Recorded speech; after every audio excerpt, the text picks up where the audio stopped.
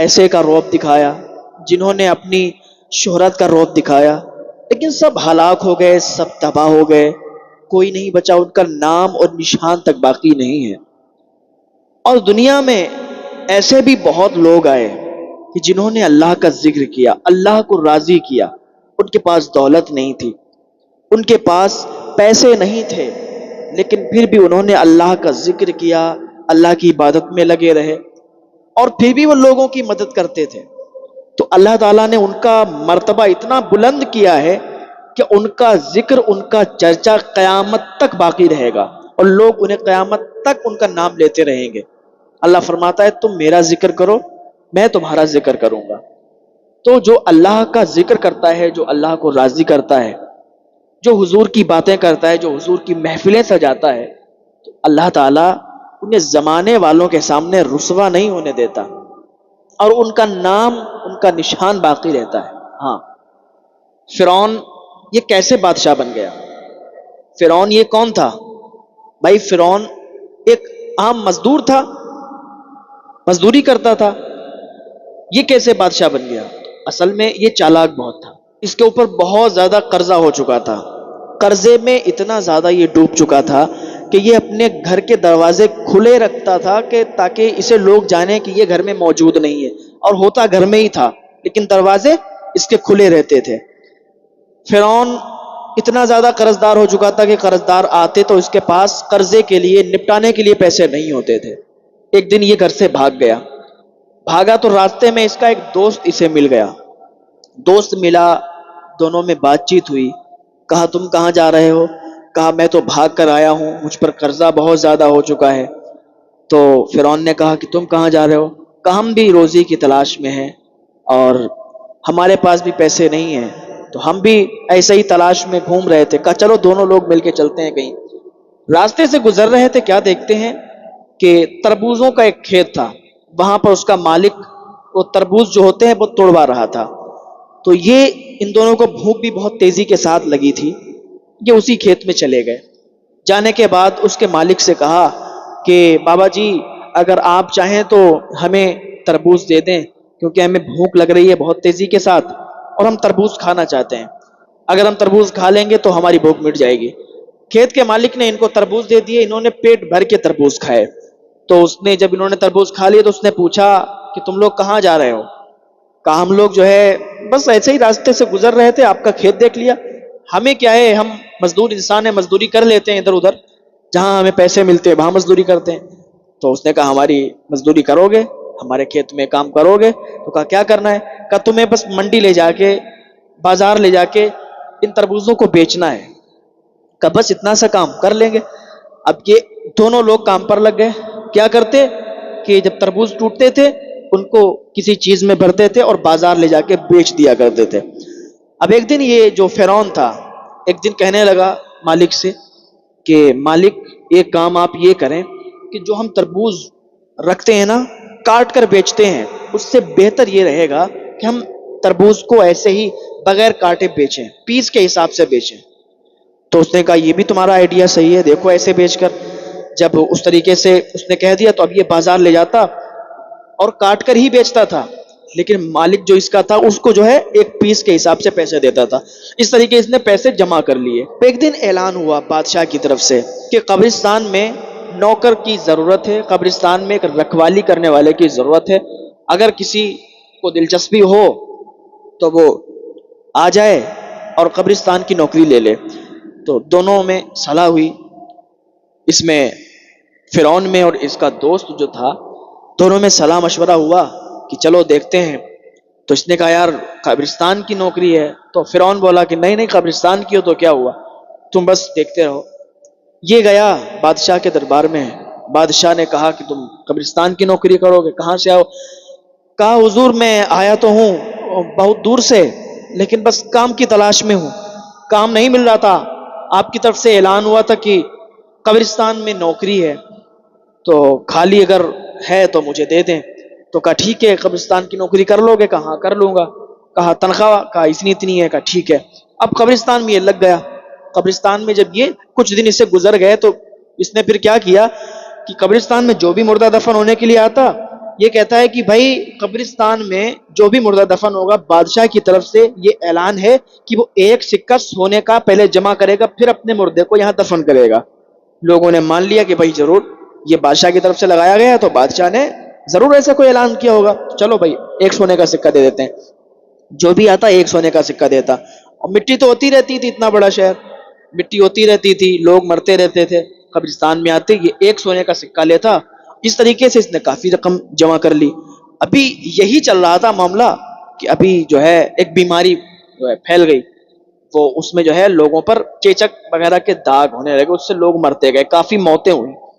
تو جب کافی جنازے جب قبرستان میں آئے تو اس نے قبرستان میں کسی کو گھسنے نہیں دیا اور دروازے پر کھڑے ہو کے کہہ دیا کہ بھئی بادشاہ کا حکم ہے, یہ بادشاہ کا اعلان ہے کہ جو بھی چیچک سے مرا ہے, اس بیماری کے تحت مرا ہے, تو 2 سکے سونے کے پہلے جمع کرے گا پھر اپنے مردے کو یہاں دفن کرے گا.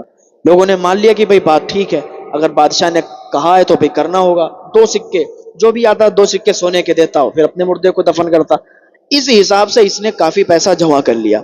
جب کافی پیسہ جمع ہو گیا تو سارا پیسہ اس نے بھرا, اور بھرنے کے بعد یہ چل دیا لے کے. اس کا دوست بولا, اچھا دوست بھی وہیں رہتا تھا قبرستان میں, وہیں ایک جھوپڑی انہوں نے بنا رکھی تھی, وہیں رہتے تھے. تو دوست نے یہ بولا کہ بھائی تم نے اتنے پیسے کما لیے ہیں, اتنے زیادہ پیسے ہو گئے ہیں, اب تم یہ سارے پیسے کہاں لے جا رہے ہو؟ کہا تم ابھی بے وقوف لگتے ہو مجھے, میں بہت زیادہ عقل سے کام کرتا ہوں, بس تم رہنے دو جو بھی ہے میں کر رہا ہوں, تم دیکھتے جاؤ. میں ایک جال بچھا رہا ہوں, میں یہ سارے پیسے بادشاہ کو دوں گا, میں یہ سارے پیسے بادشاہ کے سامنے لے جا کے رکھ دوں گا. اس نے کہا یار اتنی مشکل سے تم نے پیسے کمائے, تم بادشاہ کے سامنے رکھو گے جا کے؟ کہا بھائی تو دیکھتا رہ. فرعون جو تھا جتنے اس کے سکے تھے سونے کے سب بادشاہ کے سامنے لے گیا اور کہنے لگا بادشاہ سلامت, یہ رقم ہے, یہ پیسے ہیں. جو وزیر کھڑا تھا اس نے کہا تجھے شرم نہیں آتی؟ تو ابھی جلدی سے تو مزدوری پر لگایا, یہ پیسے کہاں سے چرا کے لایا ہے, یہ پیسے کہاں سے لایا ہے؟ کہا بادشاہ سلامت, میں یہ آپ کے سامنے نذرانہ لے کے آیا ہوں, اور میں نے یہ کمائے ہیں, اور میں نے اس طریقے سے کمائے ہیں کیونکہ آپ کی سلطنت میں کون کتنا پیسہ کما رہا ہے کسی کو پتا نہیں, سب گھپلے بازی ہو رہی ہے. کوئی کہیں سے پیسہ کما رہا ہے آپ کا نام لے کر, کوئی کہیں سے کما رہا ہے. میں نے بھی آپ کا نام لے کر کمایا, لیکن صرف آپ کو بتانے کے لیے کہ آپ کو اتنی بڑی بات کیسے بتائیں, آپ کے وزیر ہیں, آپ کے لوگ ہیں, یہ آپ تک پہنچنے نہیں دیتے, اس لیے میں یہ سارا میں نے کھیل کھیلا اور اتنے پیسے کمائے. یہ سمجھ لو کہ جب میں نے اتنے پیسے کما لیے تو پھر لوگ کتنے پیسے کماتے ہوں گے. کہا اب یہ پیسوں کا کیا کرنا ہے؟ بادشاہ نے کہا, تو فرعون نے کہا حضور میں ان پیسوں کا جو غریب لوگ ہیں جو ٹیکس نہیں بھر پاتے ہیں میں ان کی طرف سے ٹیکس دینا چاہتا ہوں. اب وہ پورے جو ہے شہر میں یہ بات پھیل گئی کہ وہ جو مزدور ابھی لگا تھا اور قبرستان میں اس نے ٹیکس غریبوں کی طرف سے بھرا, اسی طریقے سے اس نے پیسے کمائے اور ٹیکس بھر دیا. اب کیا ہوا کہ کچھ دنوں کے بعد بادشاہ کا انتقال ہو گیا, بادشاہ مر گیا. جب بادشاہ مرا تو کیا ہوا, لوگوں میں ایک طریقے کی ہلچل پیدا ہو گئی, ہلچل مچ گئی کہ اب کون بادشاہ بنے گا. تو سب میں باتیں ہونے لگی, کیونکہ جو رعایا تھی وہ بھی یہ کہتی تھی کہ اسی کو بادشاہ بنایا جائے, فرعون کو, کیونکہ یہ بہت زیادہ اس نے جو ہے غریبوں کا بھلا کیا ہے, غریبوں کی طرف سے ٹیکس کیا ہے, ادا کیا ہے, یہ بہت نیک آدمی لگتا ہے. تو سب لوگوں میں مشورہ ہوا, قاضیوں میں مشورہ ہوا, سب نے اس کو بادشاہ بنا دیا. اب یہ کہاں سے دیکھو کہاں پہنچ گیا, چالاکی کی وجہ سے. اب جب یہ بادشاہ بنا اس کے بعد اس نے اعلان کر دیا کہ اب کسی کو بھی ٹیکس بھرنے کی ضرورت نہیں ہے, کوئی غریب ٹیکس نہیں بھرے گا. جب غریبوں کو یہ پتا چلا, عوام کو یہ پتا چلا کہ سب کی طرف سے ٹیکس معاف ہو گیا ہے, یہ جو بادشاہ بنا ہے یہ فرعون, اس نے سب ٹیکس معاف کر دیا, تو لوگ اس کے دیوانے ہو گئے. اس نے لوگوں کو اپنی طرف کر لیا, اور جو اس کا دوست تھا اس کو اس نے وزیر بنا دیا.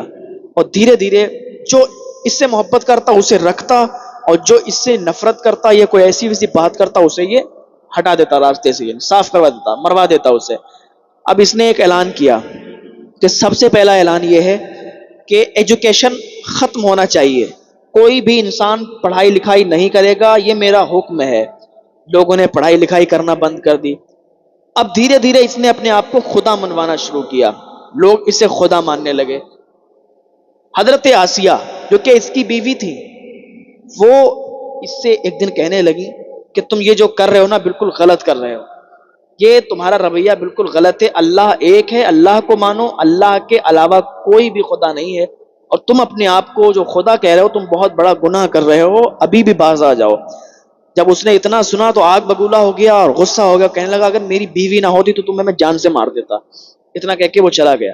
تو یہ فرعون اس طریقے سے بنا۔ تو جب لوگوں کو یہ پتا چلا کہ حضرت موسیٰ علیہ السلام جو کہ اللہ کے نبی ہیں، تو فرعون نے جو ہے وہ جادوگروں کو بھیجا، انہوں نے اپنی اپنی لکڑیاں ڈالیں، تو حضرت موسیٰ علیہ السلام تھوڑا گھبرائے، لیکن حکم ہوا اللہ تعالیٰ کا کہ تم ہی کامیاب ہوگے، تم ہی بلند ہوگے، تم اپنے عصا کو ڈالو نیچے۔ جب حضرت موسیٰ علیہ السلام نے اپنے عصا کو ڈالا تو حضرت موسیٰ علیہ السلام کا عصا زمین میں پڑنا تھا کہ وہ اژدہے کی شکل میں بدل گیا، اور ایسا اژدہا کہ جتنے جادوگر تھے ان کے جتنے انہوں نے ڈنڈے ڈالے تھے اور جتنے ان کے سانپ تھے وہ سب کو نکل گیا۔ میں بات کر رہا تھا سامری کی۔ جب حضرت موسیٰ علیہ السلام کوہ طور پر گئے، اللہ تعالیٰ سے حضرت موسیٰ علیہ السلام کی باتیں ہوا کرتی تھی، کوہ طور پر گئے تھے، ان کے بھائی ادھر حضرت ہارون علیہ السلام تھے۔ سامری یہ ایک جادوگر تھا، سامری نے کیا کیا کہ ایک بچھڑا تیار کیا، سونے کو پگھلا کر ایک بچھڑا تیار کیا، اور حضرت جبریل علیہ السلام کے گھوڑے کی جو ٹاپ تھی اس کے نیچے کی مٹی اس نے اٹھا لی، وہ مٹی اس نے اس بچھڑے کے لگائی، وہ بچھڑا زندہ ہو گیا۔ اب جیسا یہ اس کو کہتا وہ ویسا بولتا۔ اس نے لوگوں میں یہ مشہور کر دیا، لوگوں کو یہ بتا دیا کہ یہی تمہارا خدا ہے، اسی کو تم لوگ پوجو۔ تو سب لوگ اس کی عبادت کرنے لگے، اس کی پوجا کرنے لگے، اس کو ماننے لگے۔ حضرت موسیٰ علیہ السلام جب کوہ طور سے واپس آئے، آپ نے دیکھا کہ لوگ بچھڑے کی عبادت کر رہے ہیں، تو حضرت موسیٰ علیہ السلام کو بہت جلال آیا۔ حضرت موسیٰ علیہ السلام نے اپنے بھائی ہارون کو بلایا، کہا ہارون یہ تم کیا کروا رہے ہو؟ میں کوہ طور پر کیا گیا اور اتنے ہی وقت میں یہ سب ایسا؟ حضرت ہارون علیہ السلام کہنے لگے کہ بھائی میری یہ بات مانتے کہاں ہیں؟ میں نے ان کو کتنا سمجھایا لیکن کسی نے میری بات نہیں مانی، اور میں آپ کے پاس اس لیے نہیں آیا۔ آپ یہ کہتے کہ ہارون تمہیں میں ان لوگوں کے درمیان چھوڑ گیا اور تم ہمارے پاس آ گئے، تو بھائی میں اسی لیے نہیں آیا، اور ان لوگوں نے کوئی بات نہیں مانی۔ حضرت موسیٰ علیہ السلام نے ان کو سمجھایا کہ یہ جو تم بچڑے کی پوجا کر رہے ہو، بچڑے کی عبادت کر رہے ہو، تم غلط کر رہے ہو، اللہ کی عبادت کرو، اللہ ایک ہے۔ حضرت موسیٰ علیہ السلام نے بچڑے کو توڑ دیا۔ پھر حضرت موسیٰ علیہ السلام نے کہا کہ جتنے لوگوں نے بچڑے کی پوجا کی ہے سب ایک لائن میں کھڑے ہوں، اور دوسرے لوگ ان کے رشتہ دار اور دوسرے لوگ ان کو قتل کر دیں۔ آسمان سے کالی گھٹا چھائی، اندھیرا ہو گیا، اور جتنے لوگوں نے بچڑے کی پوجا کی تھی ان سب کو